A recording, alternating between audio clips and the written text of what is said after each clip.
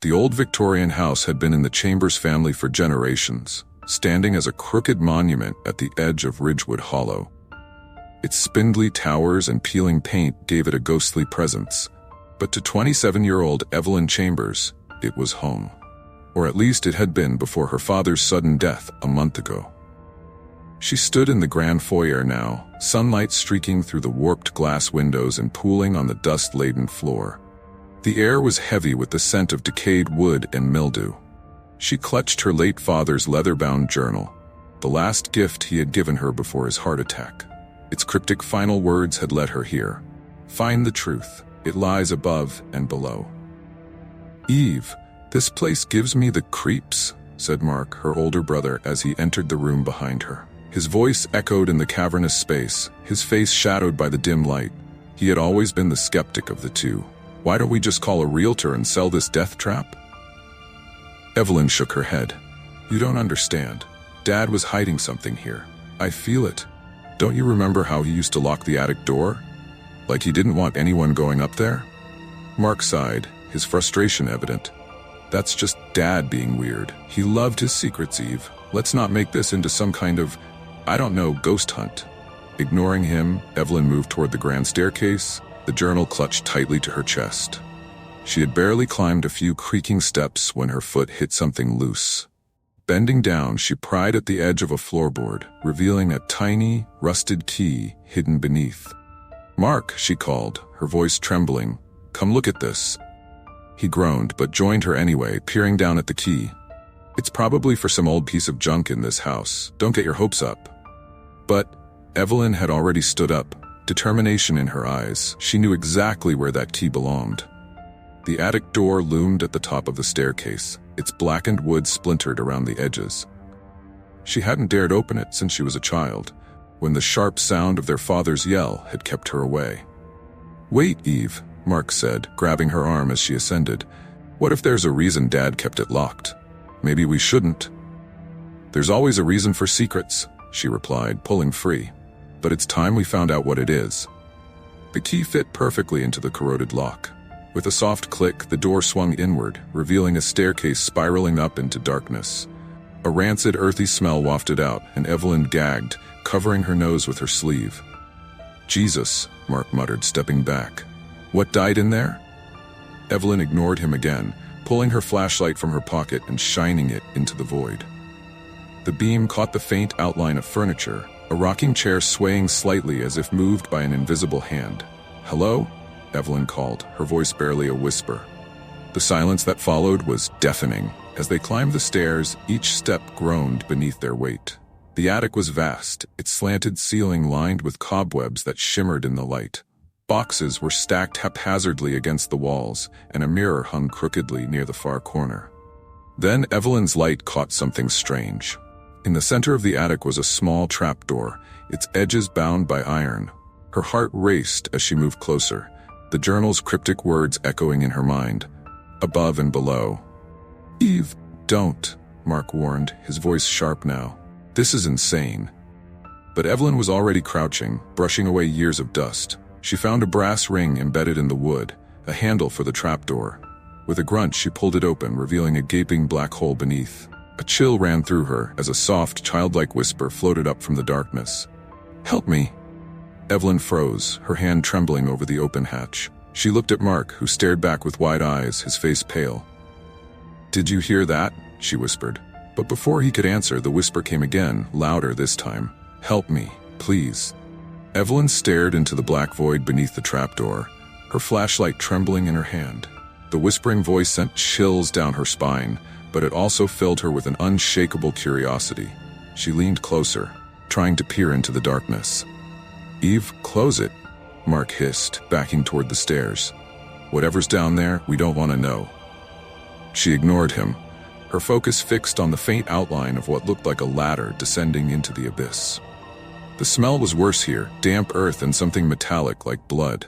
Her stomach churned, but she couldn't look away. Who's there? She called, her voice shaky. The whisper came again, more insistent now. Help me. I've been waiting so long. Evelyn's breath caught. The voice sounded so young, so desperate. Mark, what if someone's trapped down there? What if? Trapped? Are you serious? Mark's voice cracked with panic. "This house has been empty for decades. If someone's down there, they're not alive." His words hung heavy in the air, but Evelyn couldn't shake the feeling that this was what her father had hidden from them. She took a deep breath and swung her legs into the hole, testing the first rung of the ladder. It groaned under her weight, but held firm. "Eve, no."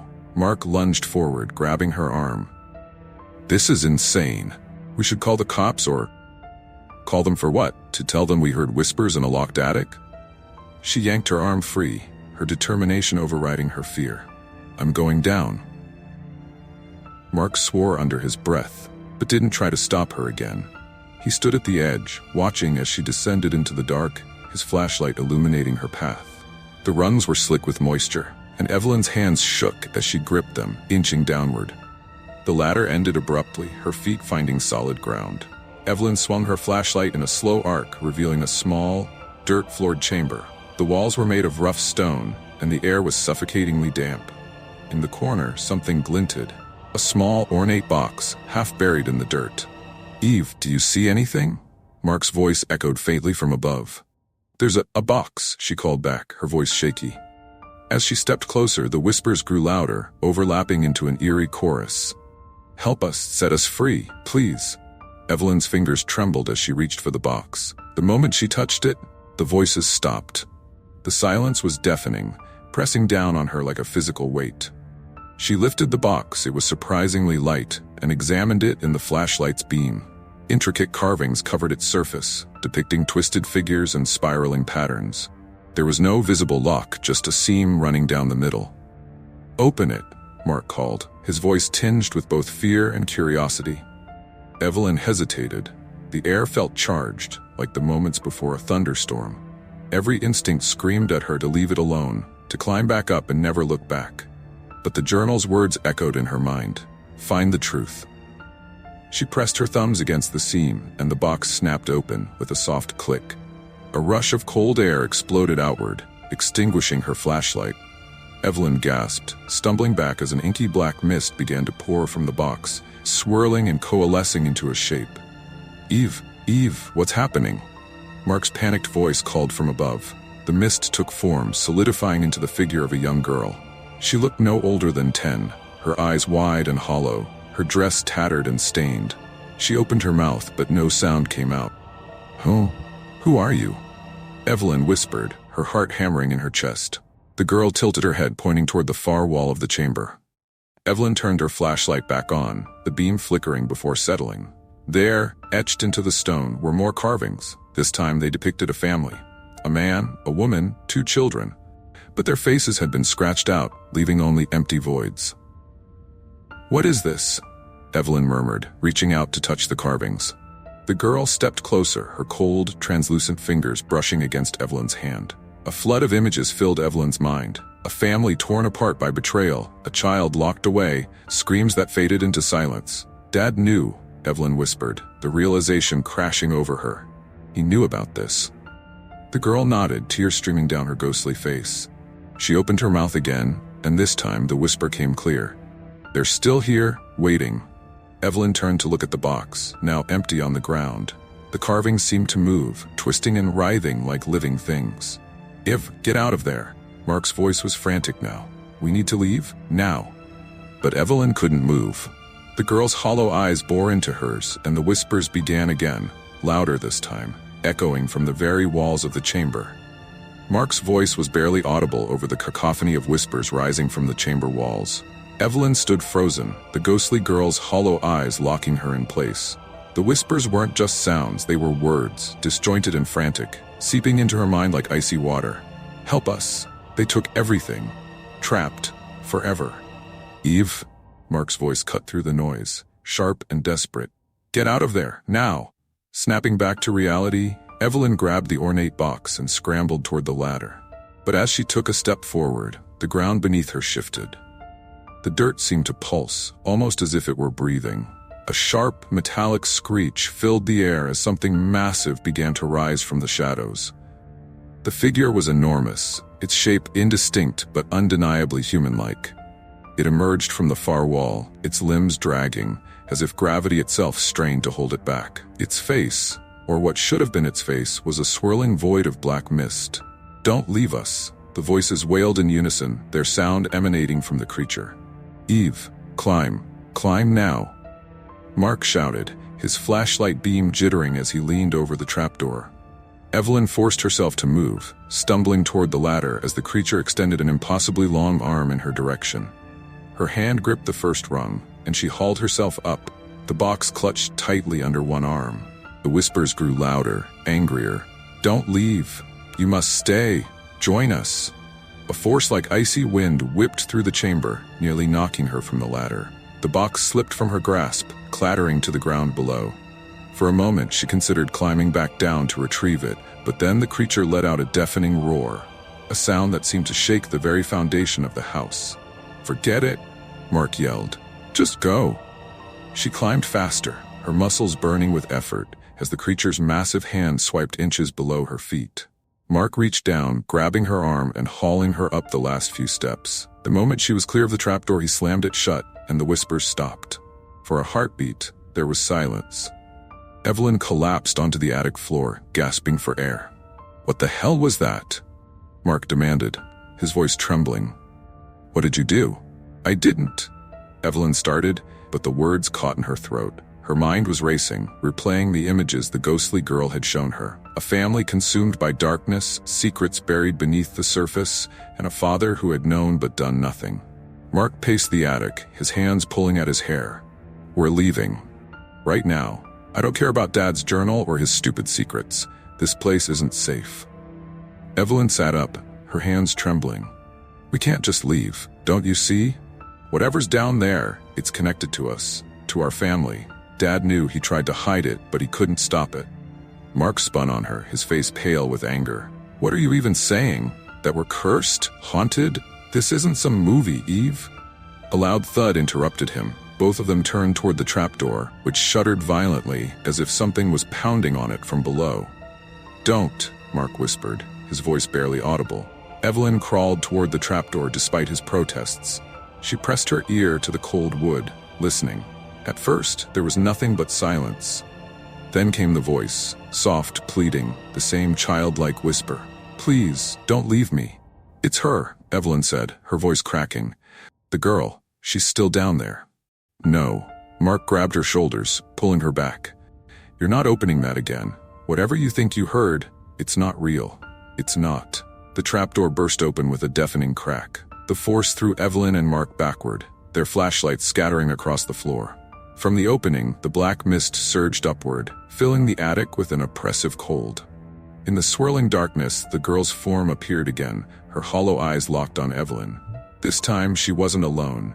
Shadowy figures began to emerge from the mist, dozens of them, their shapes flickering like dying flames. "They're all here," Evelyn whispered, her voice trembling. "The family, the ones who were trapped." "They're not a family," Mark shouted, pulling her to her feet. "They're monsters." The figures began to move, their twisted shapes inching closer. The girl raised a hand, pointing directly at Evelyn. "You opened the door," she said, her voice both childlike and ancient. "You must finish what he started." "What do you mean?" Evelyn shouted, backing away. "What did my father start?" The girl didn't answer. Instead, the shadowy figures lunged, their forms stretching unnaturally as they reached for Evelyn and Mark. "Run!" Mark yelled, grabbing her arm and dragging her toward the staircase. They stumbled down the attic stairs, the shadows close behind. The house groaned and shook as they fled, the walls warping as if the house itself was coming alive. "What do we do?" Evelyn screamed as they reached the foyer. Mark turned to her, his face grim. "We burn it. We burn it all." Mark stormed through the foyer, his flashlight beam slicing through the dust-laden air. Evelyn followed, her heart racing. The whispers from the attic were growing louder, their dissonant chorus following them like a swarm. "Burn it?" Evelyn gasped, struggling to keep up. "We don't even know what's happening. What if?" "What if?" Mark snapped, whirling around to face her. His face was pale, his eyes wild. "What if we don't? Did you see those things, Eve? That's not something you negotiate with. We need to end this, now." Evelyn hesitated, her father's journal clutched tightly in her trembling hands. Its pages seemed heavier now, as if the truth inside had grown too monstrous to bear. Mark wasn't waiting for her. He tore open a cabinet in the corner of the room, pulling out an old gas can. The smell of kerosene filled the air as he began splashing the liquid onto the walls and floor. "Stop!" Evelyn yelled, grabbing his arm. "Just stop. We can't destroy this place without knowing what it is. What if there's a way to free them?" Mark stared at her, his chest heaving. "Evelyn, those things aren't human anymore. Whatever this house did to them, it's not something you can fix. We don't owe them anything." Before Evelyn could respond, the whispers surged, louder and more frantic. The shadows began to seep down the stairs, spreading like ink across the walls and floor. The temperature plummeted. Frost blooming on the glass windows. The girl appeared at the top of the staircase, her translucent form flickering in and out of focus. Her voice rang out, no longer a whisper but a deafening scream. "You can't leave!" Mark dropped the gas can, pulling Evelyn toward the front door. "Move, now!" They barreled into the door, but it wouldn't budge. The wood seemed to writhe under their hands, the doorknob twisting away like a living thing. Evelyn turned, her back pressed against the door, as the shadows descended the staircase. "We're trapped," she whispered, her breath fogging in the icy air. Mark grabbed a chair and hurled it at one of the windows. The glass shattered, but instead of open air, the black mist poured in, forming grotesque shapes that writhed and clawed toward them. Evelyn opened the journal, flipping desperately through the pages. There, scrawled in her father's frantic handwriting, were the words she had missed before. "The house is the gate. They are bound to it. Destroy the house and they will be free." Her hands shook as she read the final line. "But beware, the house will fight back." "Mark," she yelled, shoving the journal into his hands. "We have to burn it. All of it." Mark read the passage, his jaw tightening. "Fine, but we don't have much time." They worked quickly, Mark dousing the floors and walls with kerosene while Evelyn searched for anything that could serve as a torch. She found an old oil lamp in the corner, its glass cracked but still intact. The shadows were closing in now, their shapes more defined, faces emerging from the mist, their mouths open in silent screams. The girl stood among them, her eyes fixed on Evelyn. "You'll never escape," she said, her voice a blend of sorrow and rage. "The house will consume you, just as it did us." Evelyn lit the lamp, the flames sputtering before catching. She turned to Mark, who stood near the staircase, gas can in hand. "Ready?" she asked, her voice trembling. Mark nodded. "Do it." Evelyn threw the lamp. The flame erupted, spreading rapidly as the kerosene ignited. The shadows screamed, their voices blending into a deafening roar as the fire consumed the wooden walls. The house shook violently, its timbers groaning as if in pain. The whispers became wails, then screams, then silence. The black mist recoiled, pulling back toward the attic as the fire surged. "Go!" Mark yelled, grabbing Evelyn's arm. They ran through the blazing house, dodging falling beams and choking on thick smoke. The front door, once immovable, now swung open, and they stumbled into the cold night air. Outside, they turned to watch as the fire consumed the house. The flames roared, reaching high into the sky, and for a moment, Evelyn thought she saw the ghostly figures of the girl and her family in the windows. They weren't screaming anymore. They stood still, watching, their faces serene as the fire consumed them. As the roof caved in, the whispers stopped. The house was gone. Evelyn and Mark stood in silence, the heat of the fire warming their chilled skin. Mark finally broke the silence. "Do you think they're free now?" Evelyn didn't answer. She didn't know if the flames had freed the spirits or simply destroyed them. All she knew was that the house was gone, and with it, their family's darkest secret. "Let's go," she said finally, turning away from the smoldering ruins. Mark nodded, and together, they walked into the night, leaving the past and the horrors of Ridgewood Hollow behind them.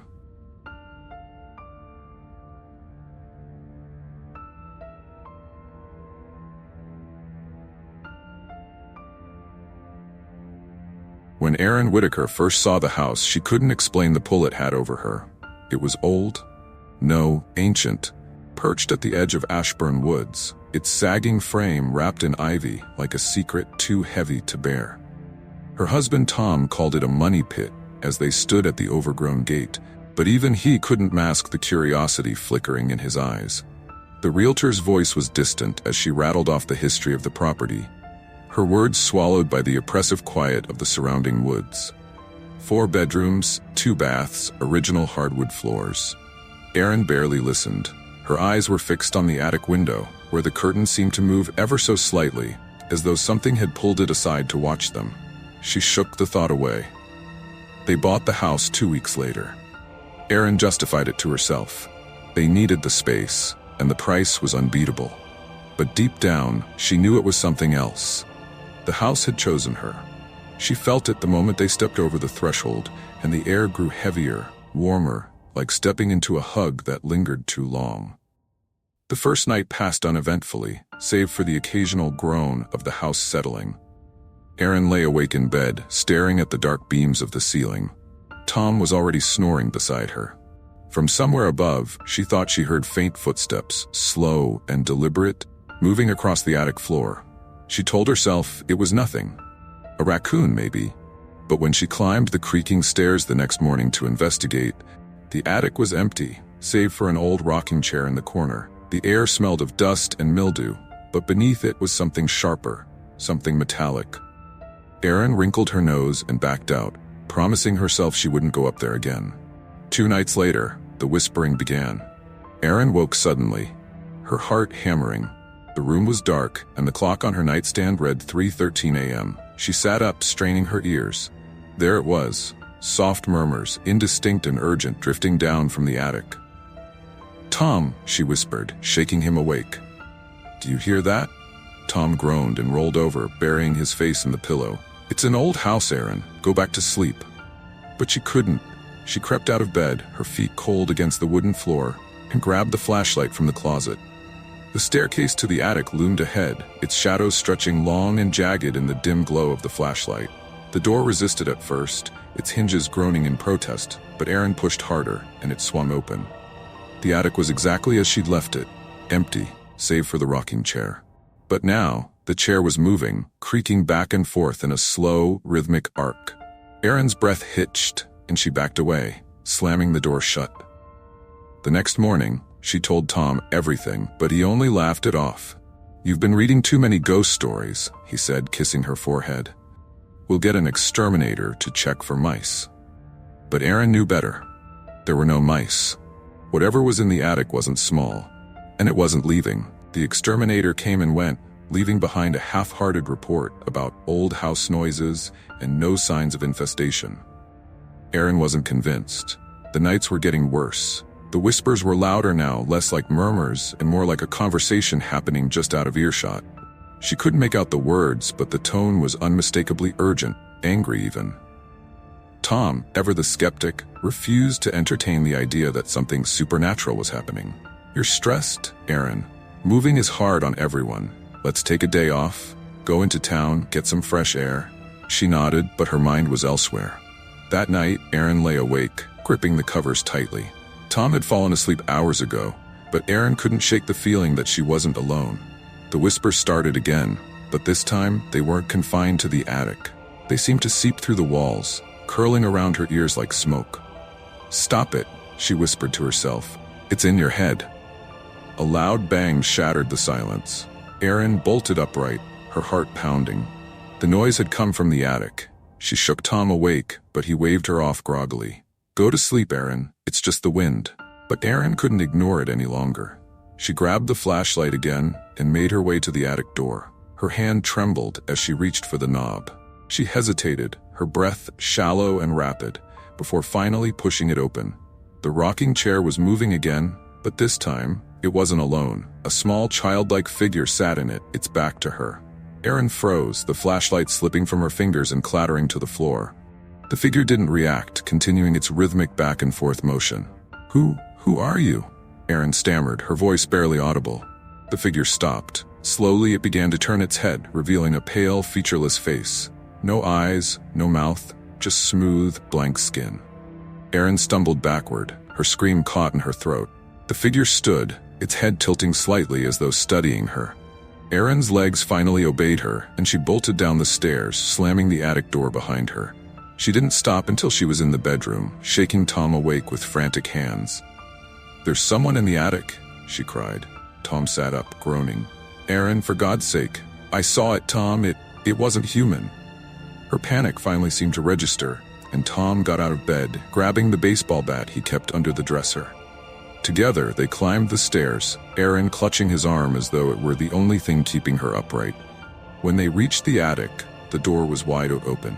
The rocking chair was empty, its slow creak the only sound in the room. "There's nothing here," Tom said, his voice steady but strained. "I swear, Tom, I saw it." Tom sighed, setting the bat down. "It's late.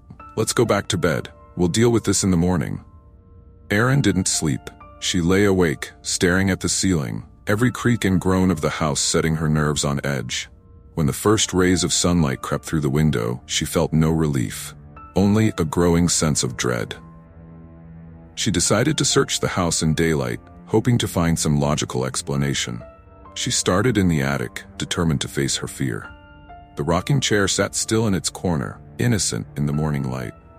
But something caught her eye, a small, charred box tucked beneath the floorboards. Erin pried it open with trembling hands. Inside were photographs, yellowed with age, of a family she didn't recognize. A man, a woman, and 2 children. In every photo, the attic window loomed in the background, the curtains drawn just enough to suggest someone, or something, was watching. As she flipped through the photos, Erin's hand froze. One of the children, a young girl with dark hair, was sitting in the rocking chair, her face eerily familiar. Erin's blood turned to ice. It was the same figure she had seen the night before. Erin spent the rest of the morning piecing through the box, her hands shaking as she examined its contents. There were more photographs, brittle letters written in looping, old-fashioned handwriting, and a newspaper clipping, yellowed with time.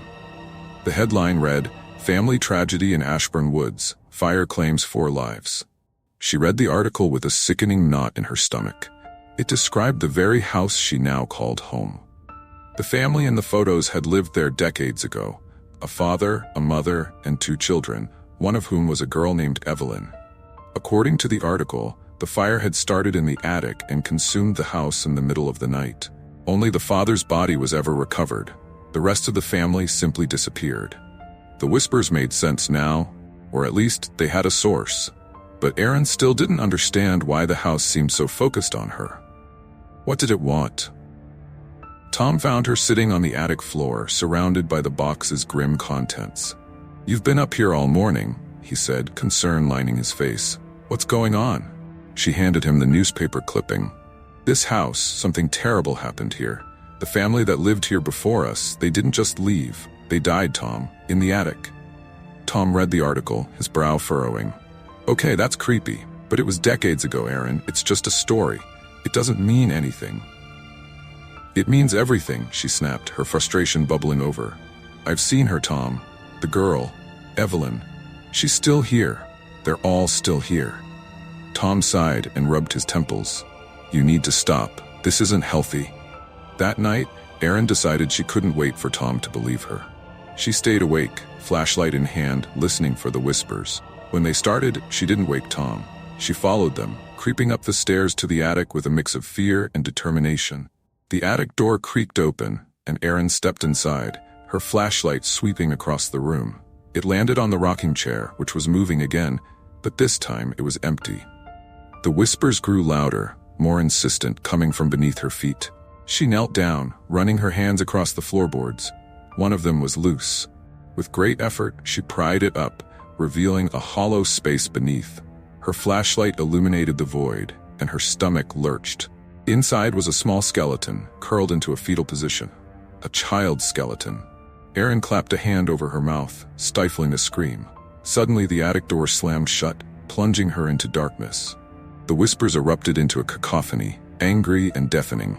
Erin scrambled backward, her flashlight flickering as a shadow began to rise from the floorboards. It was Evelyn. But she wasn't the blank-faced figure Erin had seen before. This time, her features were twisted in rage, her mouth open in a silent scream. "What do you want?" Erin cried, her voice breaking. The shadow lunged toward her, and Erin felt a searing cold wrap around her body. She couldn't move, couldn't breathe. Images flooded her mind, flashes of fire, screaming, the attic engulfed in flames. She saw Evelyn's father, his face contorted with guilt and horror, locking the attic door from the outside as the fire consumed his family. Erin gasped, the shadow releasing her just as suddenly as it had grabbed her. She collapsed onto the floor, her heart hammering. The whispers stopped. The attic was silent, save for the faint creak of the rocking chair. Erin crawled toward the door, her hands trembling as she pulled it open. She stumbled down the stairs, collapsing into the bedroom. Tom woke to her sobbing, clutching the photograph of Evelyn. "It wasn't an accident," she choked out. "Her father killed them. He locked them in the attic and let them burn." Tom stared at her, his face pale. "Erin, we need to leave." But Erin knew it wasn't that simple. The house wouldn't let them go. Not until it had what it wanted. The decision to leave was made, but the house had other plans. The following morning, Erin packed in a frenzy, throwing clothes into a suitcase while Tom hauled boxes down to the car. Every sound, the creak of a floorboard, the groan of the wind, made her jump. She felt the house watching her, its presence oppressive, as if it knew they were trying to escape. "Just a few more trips," Tom called from downstairs. His voice sounded strained, as though he too felt the weight of something unseen pressing down on them. Erin nodded and turned to grab the box with the attic's contents, the photographs, letters, and newspaper clipping. When she reached for it, her hand froze. The box was gone. "Tom," she yelled, panic clawing at her throat. "What is it now?" He appeared in the doorway, sweat dripping from his forehead. "The box? It's gone. It was right here." Tom frowned, running a hand through his hair. "Maybe you moved it without thinking. You've been distracted." "I didn't move it," she snapped, her voice trembling. "It doesn't want us to take it." Tom's face hardened. "Enough. We're leaving. Box or no box." As they carried the last of their belongings to the car, Erin couldn't shake the feeling that the house was alive, pulsating with anger. The whispers had returned, faint but persistent, curling around her ears like venomous secrets. They started the car, and for a fleeting moment, Erin felt a sliver of hope. The house receded in the rearview mirror, its dark silhouette framed by the forest. But then the engine sputtered and died, the car rolling to a stop. "Not now," Tom muttered, turning the key again and again, but the engine refused to start. A chill spread through Erin's chest. "It won't let us leave." "That's ridiculous," Tom snapped, slamming his fist against the steering wheel. "It's just a coincidence." Erin's gaze drifted to the house, which seemed closer now, as if it had crept toward them. The attic window stood out, the curtains fluttering as if someone or something was watching. The whispers grew louder, pressing into Erin's skull until they were no longer whispers, but screams. Images flashed before her eyes. The fire raging, Evelyn clawing at the attic door, her father standing below with tears streaming down his face as he whispered, "Forgive me." "I know what it wants," Erin whispered, her voice hollow.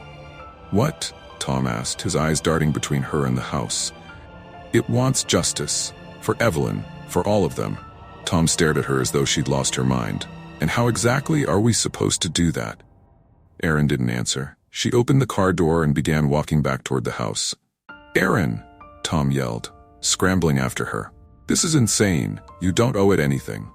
But Erin knew she couldn't leave. Not yet. She climbed the stairs to the attic, her heart pounding with every step. The rocking chair was moving again, but this time it wasn't empty. Evelyn was there, her hollow eyes fixed on Erin. "I know what he did," Erin said, her voice trembling. "He killed you. He killed all of you. But you don't have to stay here anymore. You can let go." The room grew cold, the air thick with a suffocating presence. Evelyn stood, her translucent form flickering like a dying flame. She raised a hand pointing to the far corner of the attic. Erin followed her gaze. The floorboards there looked newer, less worn than the others.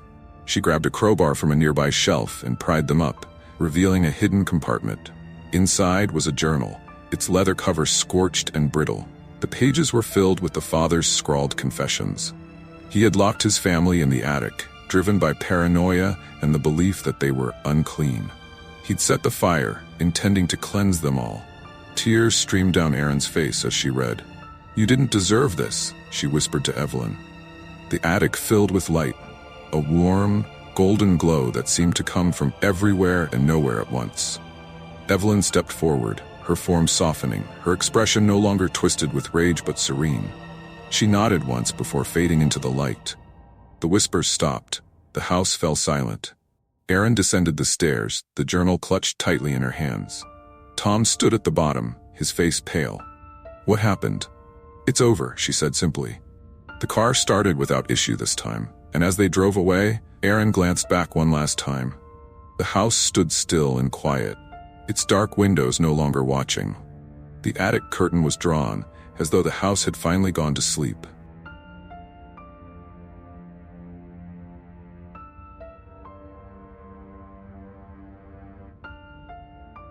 As the sun dipped below the horizon, casting long shadows over the desolate town of Hollow Creek, Ethan Caldwell's car rattled down the narrow, unpaved road toward his childhood home.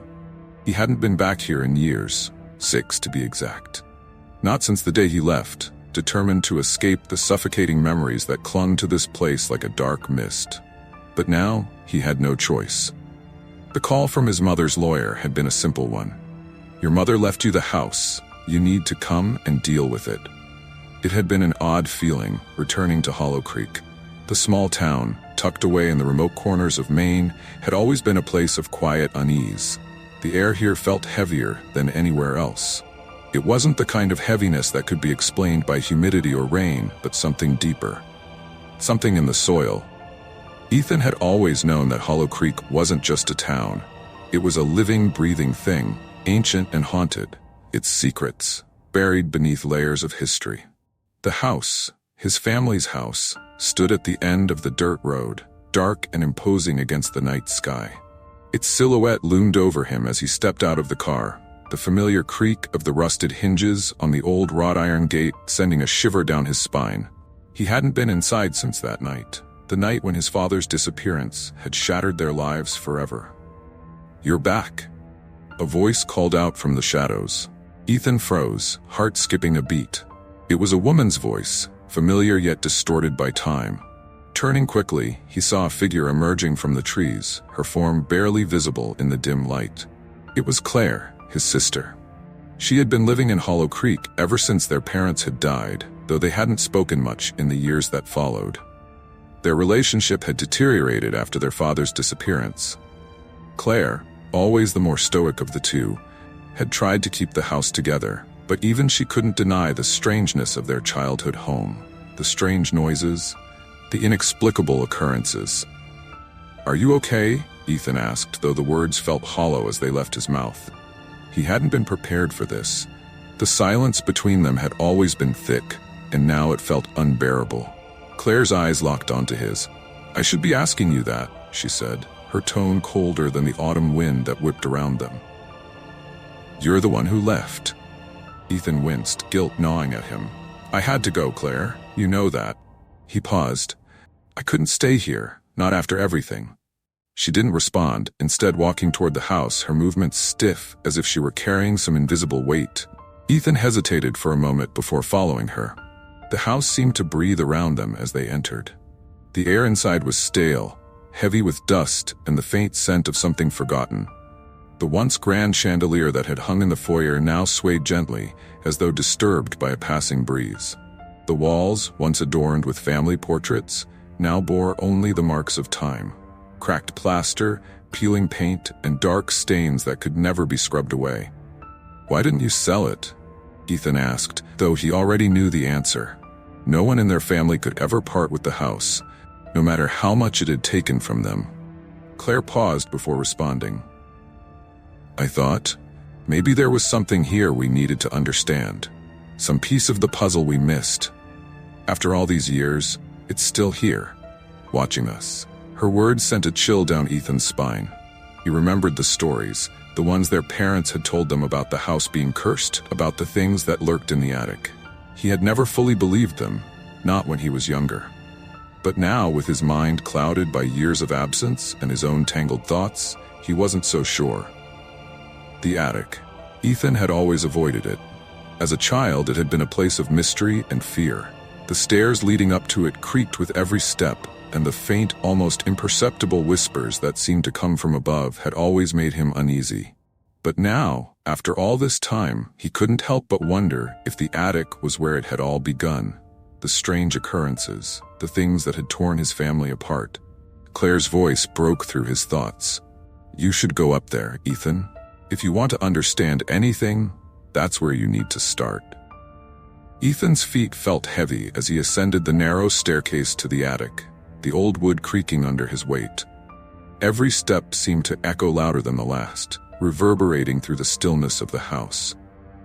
His heart pounded in his chest, the air around him growing colder as he neared the attic door. A sense of foreboding washed over him, but there was no turning back now.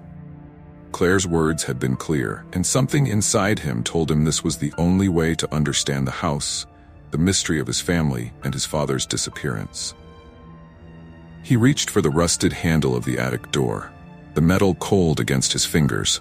It opened with a groan, revealing the dark, cluttered space beyond. Dust hung thick in the air, the faint light from the dim bulb in the center of the room, barely illuminating the old furniture and forgotten relics. The attic had always felt like a time capsule, trapping everything inside for years, untouched by the outside world. Old trunks, broken furniture, boxes of photographs, and odd objects that his parents had never bothered to explain filled the space.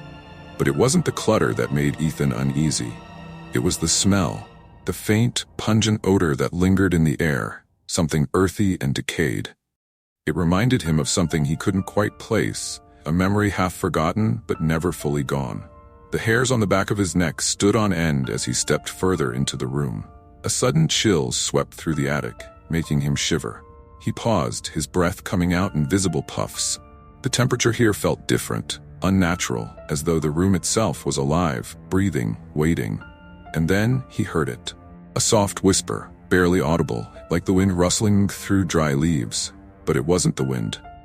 Ethan's heart skipped a beat. He looked around frantically, trying to locate the source. "Hello?" His voice sounded small and fragile in the vast, empty space. No response. He took another step forward, his eyes scanning the cluttered attic. There, in the corner, something caught his eye. A large wooden trunk, half covered by an old blanket, stood against the far wall. The blanket shifted slightly, as if disturbed by an unseen hand. Ethan's pulse quickened, and he moved toward it. Each step measured and cautious. The whispers grew louder, more insistent, but still indistinct. He reached the trunk and knelt down, pulling the blanket away. The trunk was old, covered in dust and cobwebs, its surface scratched and worn. As his fingers brushed the wood, he felt a sudden jolt of electricity run through him, as though the trunk had some kind of energy trapped inside. Hesitant but driven by an unshakable need to uncover the truth, he opened the trunk. Inside, there was nothing but a pile of old yellowed newspapers, their edges frayed with age. At first glance, it seemed like nothing more than forgotten detritus, a pile of useless papers. But as Ethan sifted through them, he noticed something strange. One of the papers was dated several years before his father had disappeared. A small headline printed at the top of the page: "Local man vanishes without a trace." The article detailed the mysterious disappearance of a man named Thomas Caldwell. Ethan's heart skipped as he recognized the name. His father. The article was brief, just a few lines about a man who had gone missing after a trip into the woods. His car was found abandoned by the side of the road, but there was no trace of him, no footprints, no signs of struggle. It was as if he had simply vanished into thin air. Ethan remembered the rumors that had spread around Hollow Creek after his father's disappearance. The whispers about things in the woods, strange lights seen in the night sky, and the old stories of the house being cursed. But seeing the article now, it felt more real, more immediate. Ethan's fingers trembled as he reached for the next piece of paper. This one was a letter, handwritten in faded ink. It was addressed to his father, but the sender's name was unfamiliar: M.G. Hargrove. Ethan's breath caught in his throat as he read the letter. "Thomas, I know you've heard the stories. I know you've felt it too. The pull, the thing that lingers in the woods. It's not just a legend. You've seen the things they've left behind. You've heard the whispers in the attic. You have to stop asking questions. You've come too close to the truth, and now they know it. Leave the house, leave Hollow Creek, or you'll end up just like the others. There's no way out.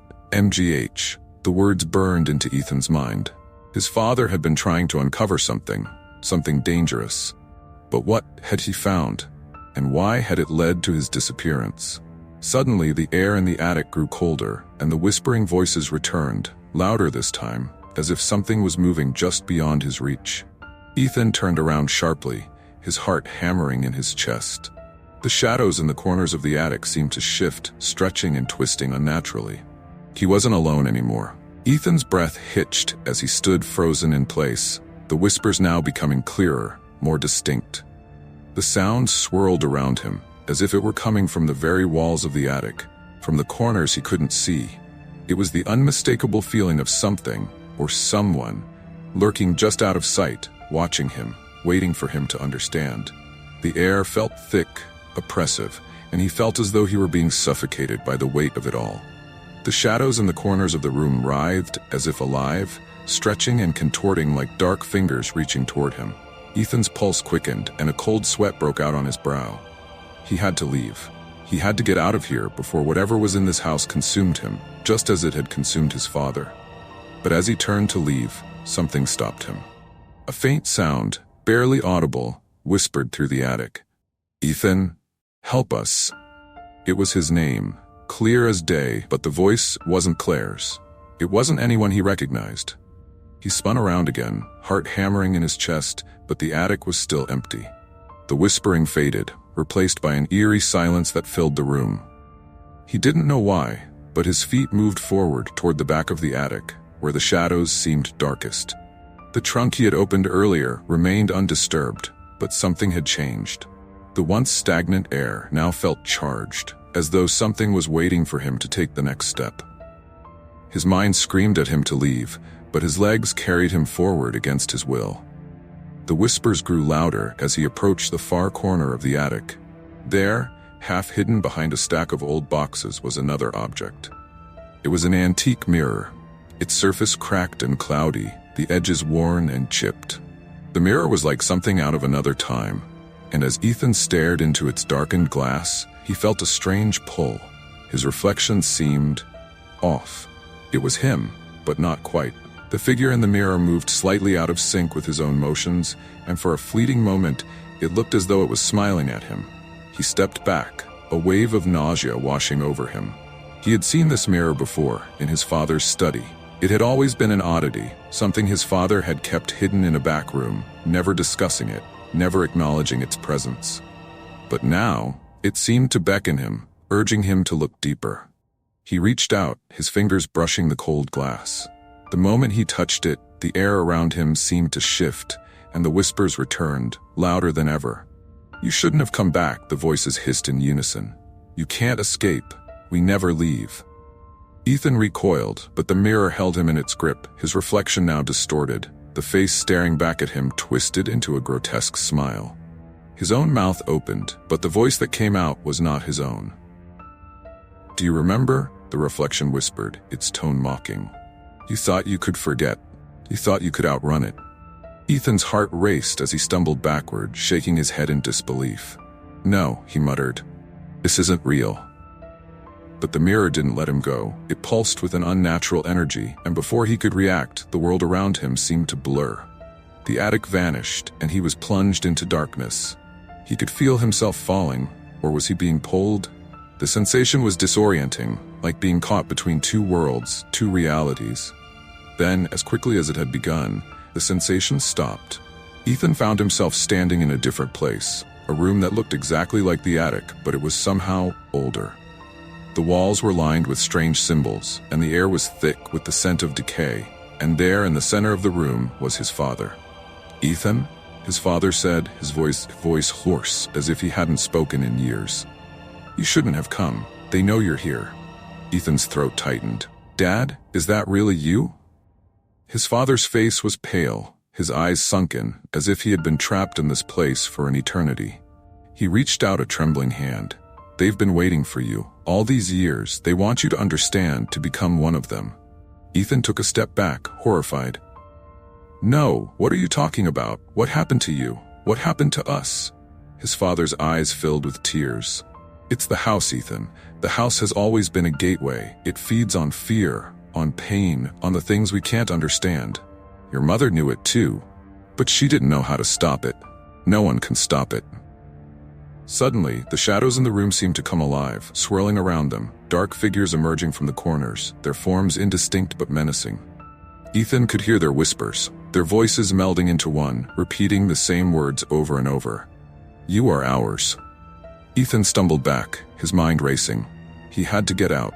He had to find a way back to reality. But before he could move, his father reached out one last time, his voice desperate. "Don't fight it, Ethan. Don't make the same mistake I did." And then, the world around him shattered. Ethan's heart pounded in his chest as he blinked rapidly, trying to make sense of what was happening. The air in the attic seemed to crackle with tension, and the shadows, those same dark figures that had surrounded his father, remained. He was back in the attic, but everything felt different now.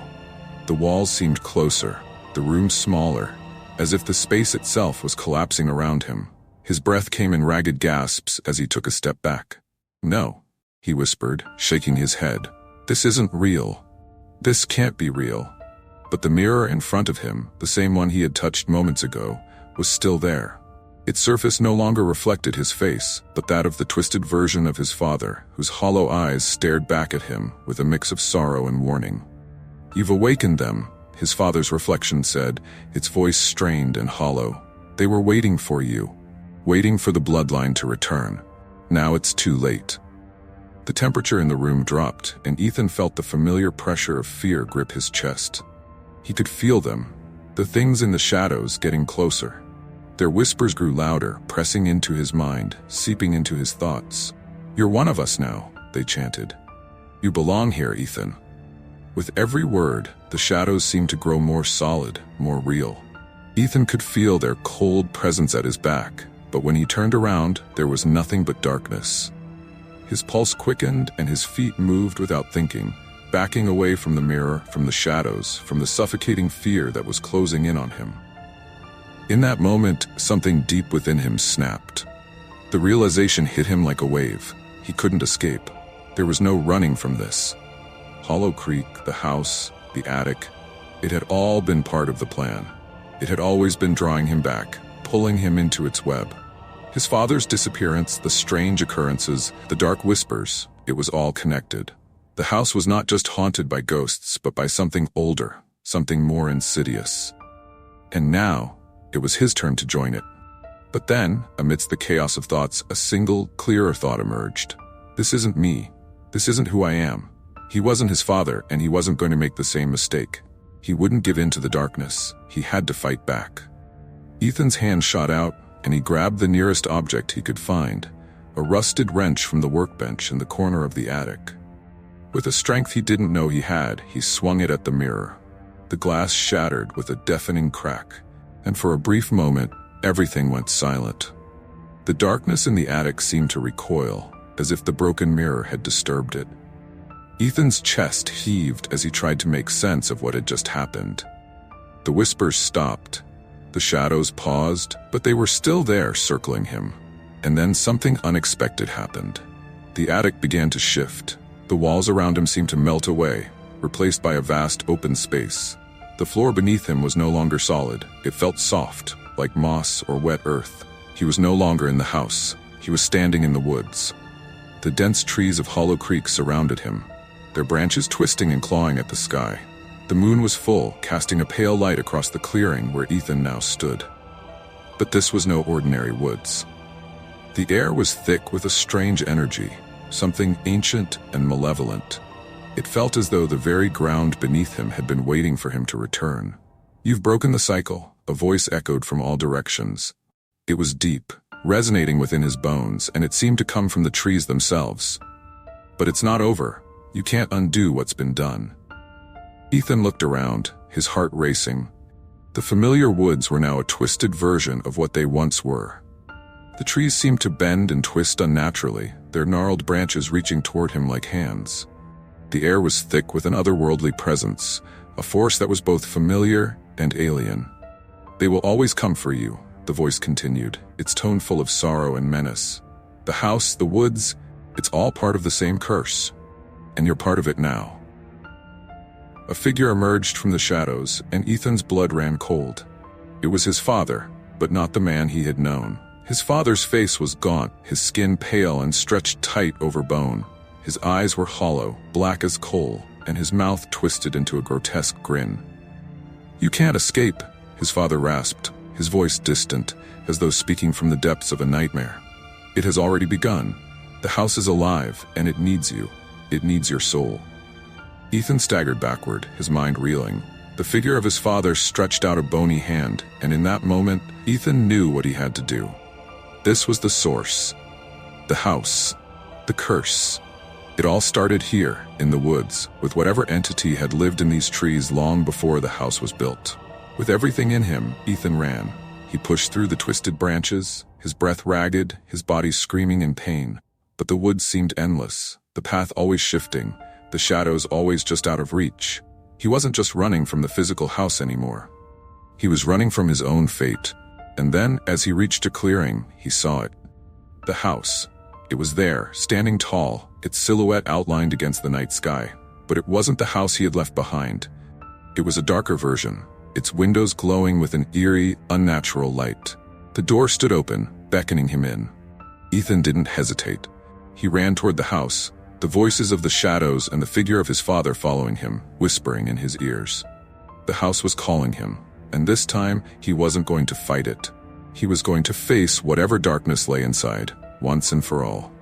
With a final, shuddering breath, Ethan stepped across the threshold, ready to confront the evil that had plagued his family for generations.